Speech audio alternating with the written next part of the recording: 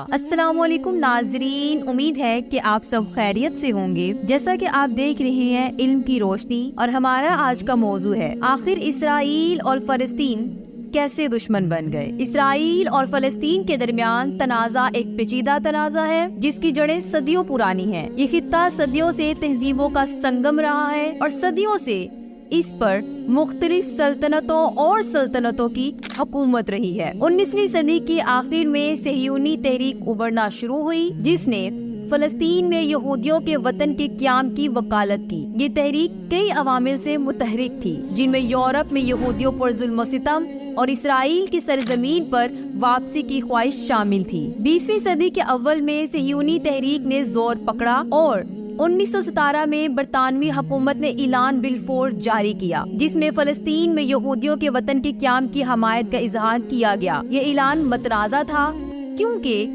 اسے پہلی جنگ عظیم کے دوران عربوں سے کیے گئے وعدوں کی خیانت کے طور پر دیکھا جاتا تھا۔ جنگ کے بعد برطانوی حکومت نے ایک مینڈیٹ کے طور پر فلسطین پر حکومت کی۔ اس دوران یہودیوں اور عرب برادریوں کے درمیان کشیدگی بڑھ رہی تھی۔ 1936 میں عرب بغاوت پھوٹ پڑی اور انگریزوں نے جبر کا جواب دیا۔ بغاوت کو بالآخر کچل دیا گیا، لیکن اس نے تلخی اور عدم اعتماد کی میراث چھوڑی۔ 1947 میں اقوام متحدہ نے فلسطین کو 2 ریاستوں میں تقسیم کرنے کے حق میں ووٹ دیا، ایک یہودی اور ایک عرب۔ یہودی برادری نے اس منصوبے کو قبول کیا، لیکن عرب برادری نے اسے مسترد کر دیا۔ 1948 میں برطانوی مینڈیٹ کی میعاد ختم ہوئی اور اسرائیل نے آزادی کا اعلان کیا۔ عرب لیگ نے اسرائیل کے خلاف جنگ کا اعلان کرتے ہوئے جواب دیا۔ 1948 کی عرب اسرائیل جنگ اسرائیل کی فتح کے ساتھ ختم ہوئی۔ جنگ کے نتیجے میں لاکھوں فلسطینی اپنے گھروں سے بے گھر ہو گئے۔ نکبہ کے نام سے جانا جانے والا واقعہ آج بھی فلسطینی اس کی یاد مناتے ہیں۔ 1948 کے بعد سے اسرائیل اور عرب ریاستوں کے درمیان متعدد جنگیں اور تنازعات ہو چکے ہیں۔ ان میں سب سے اہم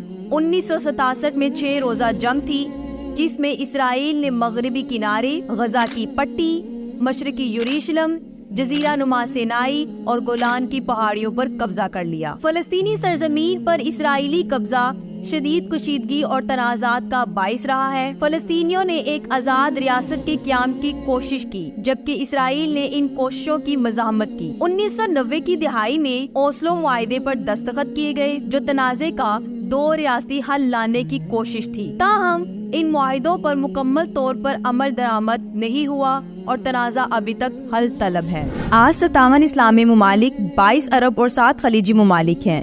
اگر ان میں اتحاد ہو اور سب کے پیش نظر اسلام اور مسلمان امت ہوں اور ان کا آپس میں اتحاد یکجا ہو، تو ایک اسرائیل کیا پوری دنیا ایک کفر بھی مل جائے تو ان کا مقابلہ نہیں کر سکتے۔ لیکن ان کا آپس میں انتشار، ایک دوسرے پر عدم اعتماد اور ان کی صفوں میں چھپے ہوئے اغیار کے اعلی کار ان کو کبھی کسی مسئلے پر متحد نہیں ہونے دیتے۔ بہرحال مسلم حکمرانوں کو اپنی مسلمان رعایا اور عوام کے جذبات کو سمجھنا چاہیے اور انہی کے مطابق اپنے ملک کی پالیسیوں کو وضع کر کے ان پر عمل پیرا ہونا چاہیے، ورنہ دنیا بھر کی مسلم قوم اپنے حکمرانوں کو کبھی معاف نہیں کرے گی۔ ان حالات میں کمزوری دکھانا اور بے بسی کی باتیں کرنا کسی مسلم حکمران کے شایان شان نہیں۔ امید ہے کہ آپ کو ہماری یہ ویڈیو پسند آئی ہوگی۔ مزید ایسی ویڈیوز کے لیے ہمارے چینل کو سبسکرائب کریں۔ شکریہ۔